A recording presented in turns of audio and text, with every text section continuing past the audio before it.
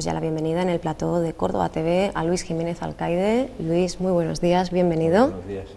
Pues encantados de recibirte hoy por la mañana abriendo nuestro magazine. Luis Jiménez Alcaide, catedrático de Ingeniería Química en la Universidad de Córdoba, en la UCO, tiene en su haber más de 300 trabajos de investigación, así como pues, la dirección, el haber dirigido numerosas tesis doctorales.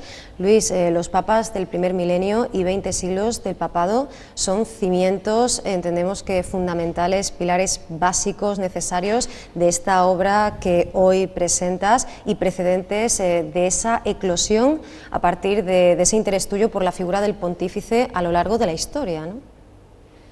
Sí, efectivamente, yo a pesar de ser ingeniero químico, una asignatura o una disciplina totalmente diferente a la historia, siempre estuve interesado en cuestiones del papado, principalmente desde que estudiaba en el bachiller una asignatura que se llamaba Historia de la Iglesia, y que hablaba de muchos papas, de Gregorio Magno, de León Magno, de algunos de los papas de las encíclicas, pero claro, yo sabía que había muchos más papas y que todos no eran tan excelentes ni con tantas bondades como estos que la Iglesia o que aquellos libros de historia nos ponían.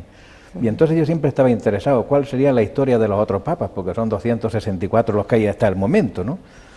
Y claro, siempre estaba interesado y hasta el momento en que ya en los años 80 o por ahí, o 90, entre los 80 y 90, cayó en mis manos un libro que era como una especie de enciclopedia de los papas.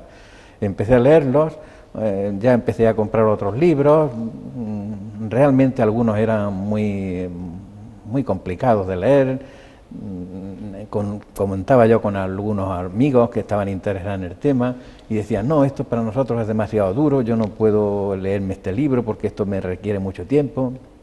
Y entonces yo les propuse, mira, como yo estoy en esto ya metido, voy a hacer unos resúmenes y luego los paso y los discutimos. Y así empezó, haciendo unos resúmenes, unos esquemas de libros como, por ejemplo, Los Vicarios de Cristo, que es un libro muy importante, de mucha categoría profesional, de mucha categoría histórica, pero muy complejo, ¿no?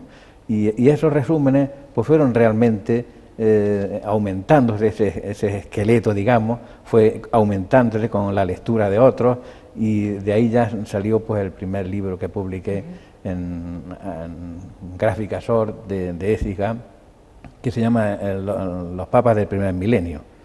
Los papas del primer milenio, porque me parecía excesivo escribir todos los papas, que eran 263 en aquellos momentos, y eso fue en el año 2005 aproximadamente. Continué con el tema y digo, bueno, pues voy a completar ya el segundo milenio también, y es por lo que ya en el año, me parece que fue en el 2012, sí. Cuando la Editorial Académica Española pues me publicó los 20 siglos del papado, que ya aparecen todos los papas, unos con más importancia que otros, no con importancia, con más dedicación porque son más importantes o más que más importantes, son más conocidos, tienen más historia, tienen más bibliografía sobre ellos, algunos muy poquita porque algunos han sido muy breves y sobre todo en tiempos muy pasados, que había muy poca bibliografía y prácticamente no se conoce nada de ellos.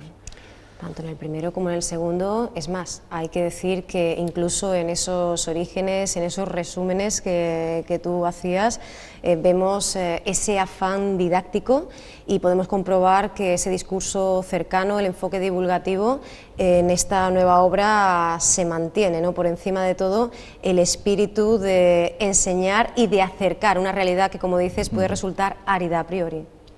Sí, realmente en esta obra lo que procurado ha sido elegir aquellos papas más sobresalientes, unas veces por sus bondades, otras veces por todo lo contrario, y otras veces por vivir unas situaciones un tanto especiales, o situaciones históricas un tanto especiales, o estar al cobijo de determinados personajes importantes, como por ejemplo han sido Constantino, o Carlomagno, o Napoleón, etcétera. Y esos papas son los que he plasmado en estos capítulos. Sin perder el norte del rigor y la seriedad, con hechos contrastados, ya que en este cruce de caminos entre lo histórico y lo legendario, Luis, los horizontes siempre son difusos e incluso pueden resultar confusos. Así que entiendo que este proceso de investigación, no solo en las fuentes librescas, también en los testimonios que podemos encontrar, ha tenido que ser tremendamente arduo, ¿no? Son muchos los ángulos ciegos, como nos decía en su día Ruiz Díaz Carbonell, y sobre todo pues son muchos, ¿no?, los espacios que hay que dejar necesariamente a la imaginación, ¿no? Sí, realmente ha sido una labor bastante compleja, bastante ardua, porque muchas veces leías la historia de un determinado pontífice escrito por algún personaje o alguna leyenda o algún, y luego por otros, y eran totalmente diferentes. Entonces decía, bueno, ¿cómo es posible que haya tanta diferencia de poner a un papa de muy bueno a ponerlo muy malo? Y contrastaba con otros terceros o con otros cuartos informadores, y realmente pues tenía que hacer una especie de composición, una especie de mezcla, digamos, o decir, pues mire, por una parte tenía estas cualidades y por otra parte hay quien dice que tenía otras, y en conjunto, pues, ¿qué sabemos realmente? Pues que este papa para unos era un excelente papa, un excelente pontífice, y para otros era pues una persona indeseable. La bibliografía al respecto, como bien indicas tú mismo en el prólogo, es extensa, pero te preguntamos, después de toda esta investigación y de haber trabajado con toda ella prácticamente, Luis, si consideras que seguía existiendo, que sigue existiendo ese hueco, ¿no?, que necesariamente hay que cubrir, porque como hemos referido antes, pues claro, a la Iglesia el legado de esos papas indeseables, por llamarlos de alguna manera, de aquellos que incluso fueron pues corruptos y personas de las que evidentemente nadie se siente orgulloso de tener en su trayectoria, pues quizá haya obstaculizado, ¿no?, muchas iniciativas de este cariz, ¿no? Sí, muchas veces ha ocurrido que ha habido, pues, como en todas las partes, pues leyendas negras. Claro. Leyendas negras, como hubo leyenda negra de España, pues también ha habido leyendas negras del papado. Realmente le achacan a algunos papas unas cuestiones que no son las suyas, una vida que no es la suya realmente. Claro, con esa finalidad de que sea edificante, ¿no? Sabemos perfectamente que no debe ser fácil, ¿no?, para una institución además como esta, pues reconocer determinadas cosas, y de hecho todavía, ¿no?, andamos a vueltas con muchos capítulos, ¿no?, que la institución pues ha de superar, contabilizas, y así aparece en ese anejo final con un inventario en el que pues aparecen esos sumos pontífices, esos papas, 264, aunque ya a razón de los papas del primer milenio, pues advertías en su día, cuando se presentaba este libro, sobre la posible variabilidad en base a épocas en las que pues no se discernía quién era el verdadero papa entre varios pretendientes, ¿no? Esto también es digno de estudio. Sí, ha habido varias situaciones, muchas, pero algunas son particularmente interesantes. Por ejemplo, en el siglo IX, pues hubo un momento en el que junto a un papa que se llamaba Benedicto IX, pues había hasta 4 papas en un momento determinado.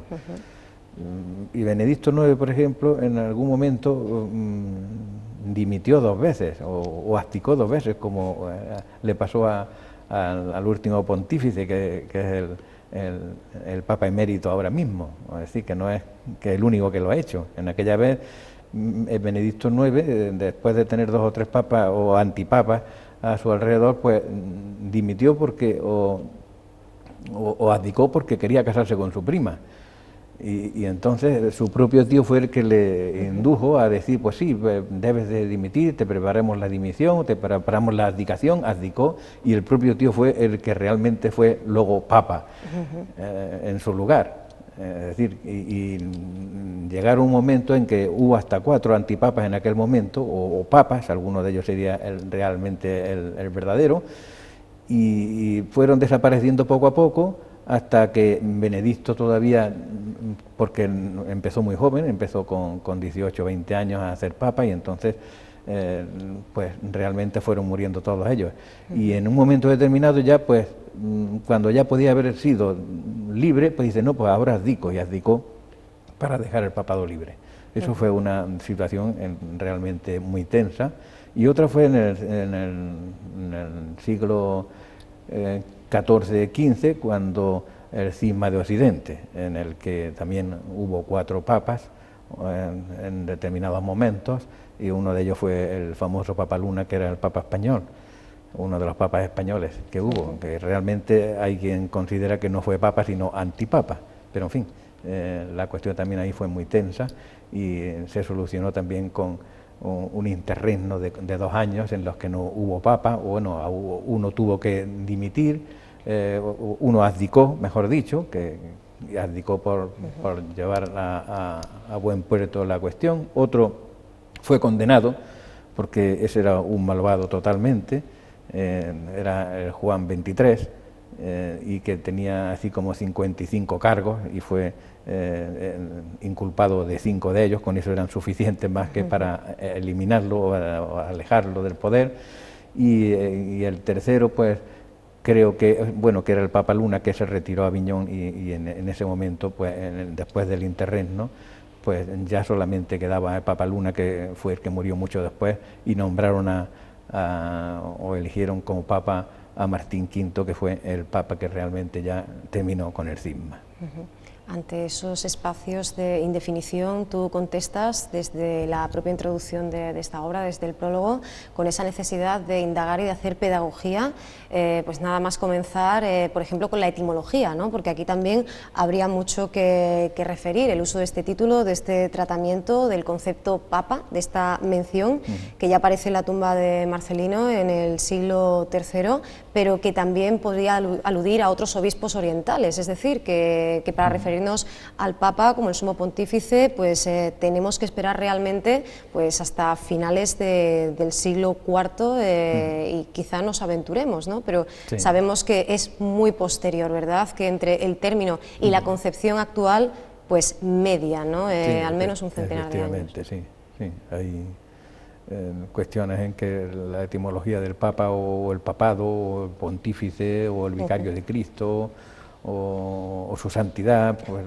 los tratamientos han sido a lo largo del tiempo pues transcurriendo, ¿no?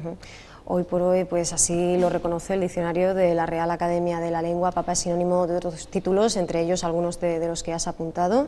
Vicario de Cristo, efectivamente, es sucesor de San Pedro en el gobierno universal de la Iglesia Católica, entre otros. Padre, en fin, ¿no? Y por utilizar además, padre de todos los fieles, utilizando su raíz griega, que ya se documenta en autores como Aristófanes o Menandro, y que Homero ya utiliza como sinónimo de sacerdote, ¿no? Ahí ya vemos un poco ese paso más, ¿no? Sí, sí, sí, efectivamente, sí. Bueno, pues seguimos conociendo pues, la naturaleza y también la actuación, cómo llevaron esa misión divina a cabo, pero también cómo vivieron como hombres. Y es que en este viaje tenemos esa doble dimensión, la de Papa y también la de ser humano, en ocasiones, como diría Nietzsche, humano, demasiado humano, ¿no? Sí, sí, realmente pues había papas que eran realmente sumos pontífices, santos, que eran espirituales, pero luego otros que ha habido papas, digamos, muy temporales, que han vivido más que nada como personas, como hombres, más que como sacerdotes, ¿no? Ha habido papas que se han casado varias veces, ha habido papas que han tenido hijos, ya no antes de ser papas, sino después de ser papas. Ha habido papas que son guerreros, que no han tenido ningún reparo en ponerse el escudo y montar a caballo y guerrear en una batalla como cualquier soldado. Es decir, que han sido papas que han tenido el doble equilibrio, de decir, por una parte espiritual y por otra parte temporal. Y por eso en este viaje del que hablábamos, en este itinerario, este recorrido, nos permite, si miramos a un lado hacia otro, también establecer dos paisajes. Por un lado, la figura directamente del sumo pontífice, pero por otro también ese trasfondo histórico. Hemos mencionado ya el cisma de Occidente, también el de Oriente, por supuesto, pues el nacimiento y la pérdida de los estados pontificios, o incluso las cruzadas, ¿no? a las cuales también podemos hacer referencia, y figuras pues importantísimas, ilustres en su momento, básicas para explicar la historia de Occidente, como Napoleón, al que hacías mención, también pues Diocleciano, Constantino, en fin, son muchísimos, ¿no? La estela es muy larga y hablar de los papas, de la presencia de la Iglesia en nuestras sociedades, también hacerlo pues sobre los cambios de nuestro tiempo y entender. Una vez más, la historia nos muestra, ¿no? Como decía Aristóteles, lo que sucedió, y a partir de ahí no solo ya pues los eventos pasados, sino cómo a partir de los mismos poder traducir el presente y la proyección hacia el futuro, ¿no? Sí, efectivamente la historia del papado ha sido muy diversa, desde los primeros siglos hasta Constantino, digamos. Sí. Los papas eran con un poder espiritual simplemente, eran los verdaderos pontífices, los verdaderos papas, los verdaderos sacerdotes. Empezaron después con las donaciones, la Iglesia se fue transformando en más rica. Constantino pues hizo mucho en este sentido, dando muchas donaciones, se fue volviendo más rica. Hubo unos siglos, los siglos del V al VIII, en el que hubo unos papas excelentes, como fue León Magno, como fue Gregorio Magno. Fueron enriqueciéndose espiritualmente, pero también ya culturalmente y también temporalmente, iban ampliando sus posesiones. Ya empezaba a haber algunos papas no tan buenos, no tan espirituales, no tan humanos.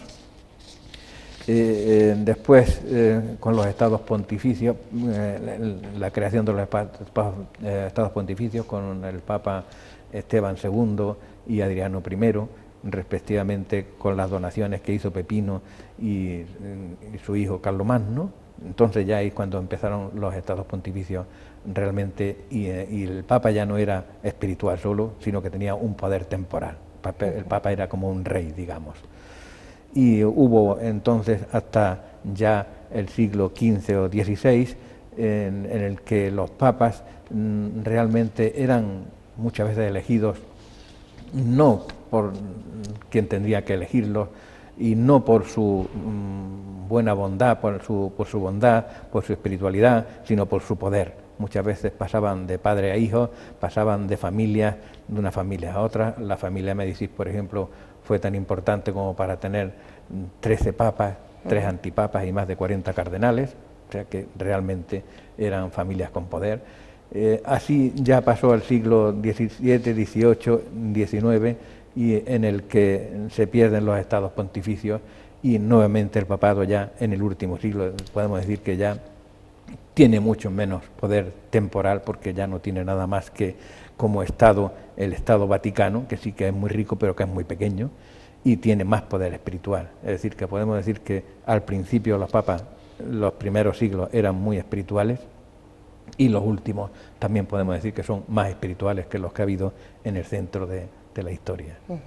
Casi 300 páginas, 21 siglos que recorremos intentando responder a una pregunta que seguramente cualquier ciudadano que haya, pues, estando de actualidad, ¿no? Como ha estado hasta hace pues, relativamente poco, ¿verdad? El momento en el cual pues llegaba Francisco, precisamente en el subtítulo pues nos encontramos, ¿no? De Pedro a Francisco, pues cualquier ciudadano seguramente, Luis, se haya preguntado, se haya interrogado sobre cuáles han sido las circunstancias a través de la historia por las cuales pues personajes de muy diferente ralea, ¿verdad? En muchas ocasiones que quizá no nos imaginemos que puedan llegar a esa posición, a esta responsabilidad inmensa, pues sí que es verdad que han ostentado, ¿no? este cargo divino y este título, ¿no? Como decíamos, de pastor y de padre de los fieles. Sí. Efectivamente, como acabas tú de decir, ha habido papas muy diversos y que han llegado por muy diversas situaciones.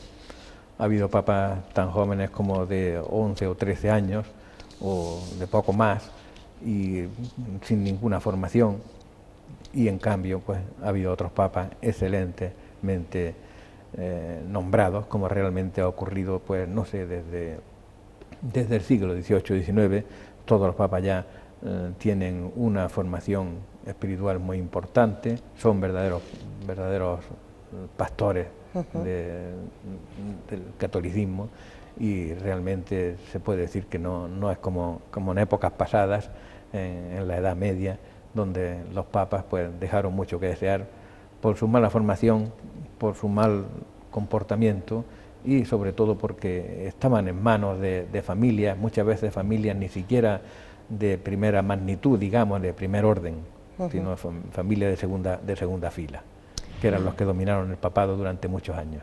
Una larga lista entre esos obispos de Roma, continuadores de esa saga, esa estela de sucesores, de aquel que nombró San Pedro entre sus presbíteros cuando predicaba el Evangelio precisamente en una ciudad que ha sido y que sigue siendo hoy pues la sede, ¿no?, de la Iglesia universal. El subtítulo, Luis, reza: las apasionantes biografías de los pontífices más singulares en la historia de la Iglesia. Ya hemos dicho antes ese final, esa coletilla de Pedro a Francisco, importante, importantísima, muy relevante la noción y el criterio de la singularidad, ¿verdad? Pero claro, entendiendo la singularidad en muchísimos sentidos, es un concepto lleno de aristas, ¿no?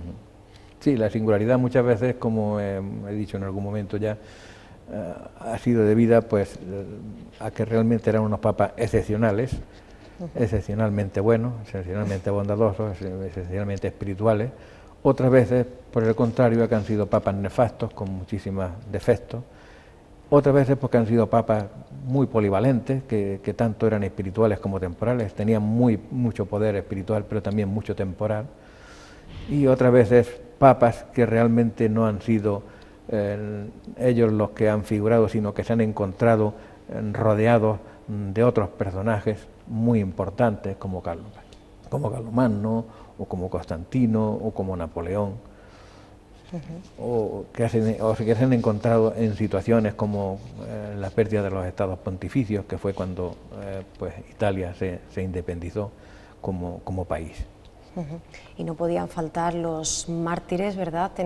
Contamos al menos que podamos documentar con más de una veintena, encarcelados, torturados, exilados, como Martín I, por ejemplo, en Constantinopla, para cuyo asesinato frustrado incluso se pudo llegar, ¿no?, a contratar los servicios de un sicario, ¿no?, y que vivió sus últimos días pues aquejado de gota, de disentería, en una condena a muerte conmutada tras 3 meses de prisión. Han sido muchos los que han sufrido y además con unas intrigas que casi nos recuerdan, ¿no?, aquellas intrigas palaciegas o incluso pues aquellos complots de envenenamientos de la antigua Roma, ¿no? Sí, efectivamente ha habido muchos modos de morir los papas y no todos han sido una manera suave de morir, una manera santa. Tenemos algunos fortuitas, ¿no?, como aquel a quien le cayó el propio techo, ¿no?, de su morada, pero tenemos otros planificados, ¿no?,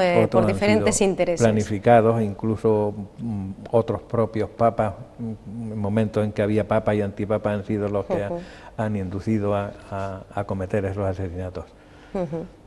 Y ni siquiera nos olvidamos del papel de las mujeres, ¿no? Tenemos un capítulo en concreto que dedicamos al gobierno de las mujeres, ¿verdad? Sí. Así lo llamamos, el gobierno de las mujeres, e incluso pues hablamos de esa papisa, ¿verdad?, de Juan VIII, la cual, según cuenta la leyenda, pues desveló su identidad cuando empezó a notar, a sentir dolores de parto en una procesión, ¿no?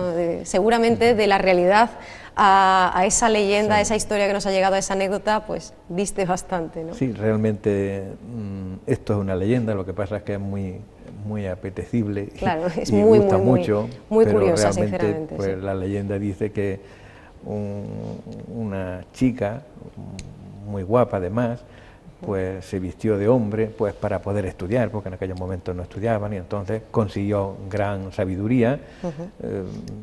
Parece que era de Inglaterra o de alguna parte de Francia, pero llegó a Roma.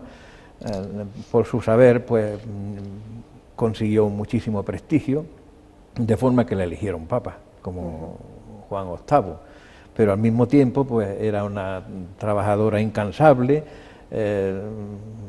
muy intelectual, y pasaba por las noches con su íntimo colaborador Sergio, que era tan íntimo que al final pues parece que tuvieron relaciones sexuales y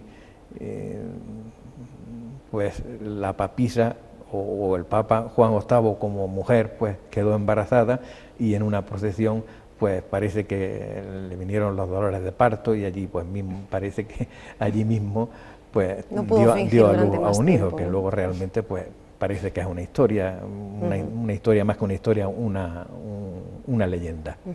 Pero no olvidamos tampoco aquellas mujeres, y esto es algo que además vemos a lo largo de la historia, no solo en el papado, sino también en las diferentes monarquías, que manejan los hilos, ¿no? En silencio es el personaje, por ejemplo, de Teodora, ¿no? Sí, efectivamente, Teodora, la mujer de Justiniano, que realmente era intrigante, había sido actora en el teatro, porque su padre era el que manejaba la fiera y tal, pero según parece sería guapa la señora y terminó casándose con el emperador y manejaba los papas, de forma que incluso pues ella eligió al Papa Vigilio, que lo eligió indebidamente porque era un antipapa en estos momentos, impidiendo las labores del Papa verdadero. Posteriormente el Papa fue eliminado el Papa y entonces Vigilio pasó a ser Papa. Y eso fue por la señora esta, por la emperatriz Teodora. Otras mujeres también han sido importantes, como la Marozia, que era la amante del Papa Sergio III, que tuvo un hijo que luego fue también Papa. No lo tuvo con este Papa Sergio III, sino que después de ya abandonar esa vida de concubina con el Papa, pues estuvo casada con los condes de Alberico y de ahí nació un hijo que fue Alberico. Pero de todas formas también otro de los hijos de Marozia también lo nombró Papa ella misma, que fue me parece que fue Juan XI, Papa Juan XI. Y también importante fue la propia madre, la madre que se llama Teodora, la madre de Marozia, también estuvo también casada con un papa, con Juan X, del que nació también otro papa que fue Juan XI, de manera que ahí dominaron las mujeres durante este siglo a todo el papado. Y en el siglo siguiente fue cuando dominó los condes de Alberico, que precisamente era la hija, o el hijo, mejor dicho, de Marozia, después de ser defenestrada. Luis, has hecho alusión en varias ocasiones a esa figura del antipapa, ¿no? Bueno, hablamos de personajes como Formoso, Cristóforo, realmente una titulación una vez más, ¿no? Uno de esas aristas, de esas caras, de este prisma que es el papado y la historia de la Iglesia, que quizá a muchos lectores les va a sorprender, ¿no? Sí.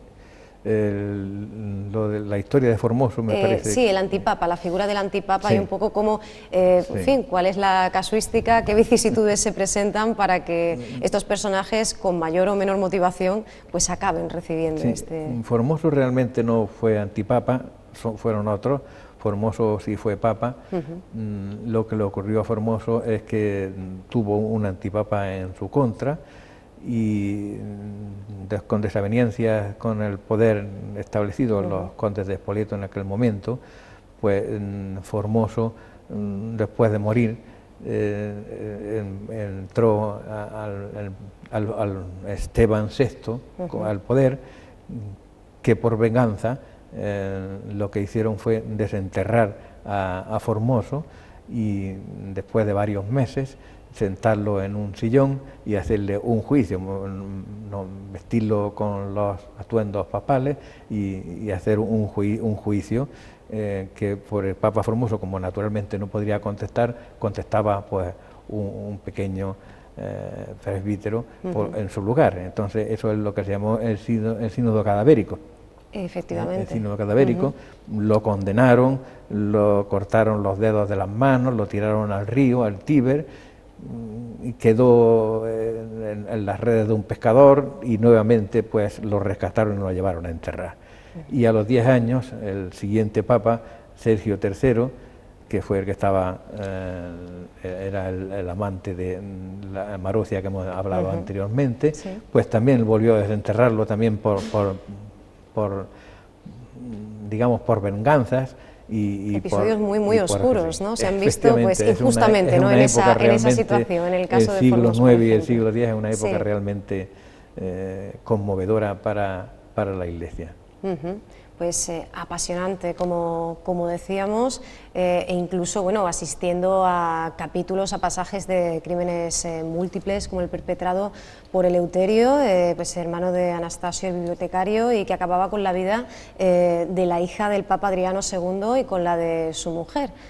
O sea, que nos encontramos pues esos asesinatos, esos crímenes, como decíamos antes, con varias víctimas que podríamos también encontrar en la crónica de cualquier otro contexto, pero que también tienen cabida en este cosmos, ¿no? del papado. Sí.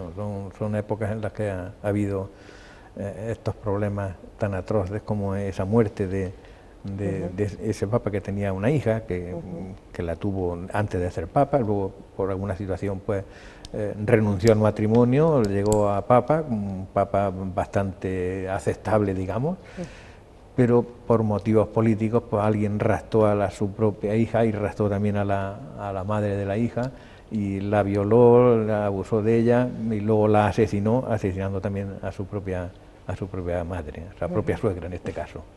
Y se cierra este ciclo de momento, ¿verdad, Luis? Pues honorando a Francisco de Asís, la figura de Francisco I, ¿verdad? Además de una importancia pues capital en este recorrido, Jorge Mario Bergoglio, el primer papa del hemisferio sur, el segundo de habla hispana, tras Alejandro VI, el segundo también no europeo, porque le antecede Gregorio III, y realmente, como comentábamos antes de entrar en directo, pues una figura que ya en muy pocos meses ha conseguido pues una mejora muy grande, ¿no? No solo ya de proximidad de la Iglesia con el pueblo, sino que se ha ganado, ¿no? El reconocimiento y yo creo que la simpatía de todos los habitantes del planeta prácticamente, ¿no? Sí, efectivamente se ha ganado la simpatía no solamente de los cristianos, de los católicos, sino también de otras religiones y de agnósticos también, por supuesto, porque es un papa que realmente está por hacer una buena labor y es un papa con mucho carisma, un papa que tiene muchos titulares en los periódicos y son todos titulares dignos de alabar. Bueno, pues Luis, nos ha encantado poder hablar contigo sobre este libro, sobre los papas que marcaron la historia, una obra que edita, como dijimos en el sumario, Almuzara, que sigue apostando por estos contenidos de la máxima calidad y que vamos a encontrar muy pronto, ¿verdad?, en nuestras librerías, a través de internet, porque nos encontramos en los primeros compases, ¿no?, de esta promoción, en realidad. Está saliendo de algunos amigos que me han preguntado, ¿está ya en el Corte Inglés? Y han ido, pues todavía no ha llegado, claro. Pero en fin, yo espero que en estos días ya sí que esté llegando a todas las grandes superficies y también a cualquier librería. Pues pronto estará en nuestras librerías, en la biblioteca, y podremos además hacernos, ¿no?, con este ejemplar que además incluye pues ilustraciones bellísimas, pues bueno, los grabados de que disponemos, ¿no?, de estas diferentes figuras papales, de estos sumos pontífices, porque claro, esto ayuda mucho, ¿no?, en aras de esa cercanía y de pues de esa llaneza de la que hablábamos antes, también poner rostro a estas figuras que tantísimo incidieron en los grandes eventos, en muchas ocasiones de su tiempo. Bueno, tenemos ahí el caso, ¿no?, de Urbano II, contemporáneo de Alfonso VI, del Cid, y mucho su implicación, como decías antes, como guerreros y como personajes más que cercanos, ¿no?, más que implicados y activos en el devenir de su tiempo. Bueno, Luis, como decimos, nos alegramos muchísimo de haber podido contar contigo. Te agradecemos que hayas estado aquí porque sabemos que te tienes que ir corriendo para Rabanales, ¿no? Pues sí, muchas gracias. Muchísimas gracias, Luis, y te esperamos para poder seguir hablando de este o de otros temas que vayan poblando tus diferentes obras. Muchísimas gracias. Muchas gracias.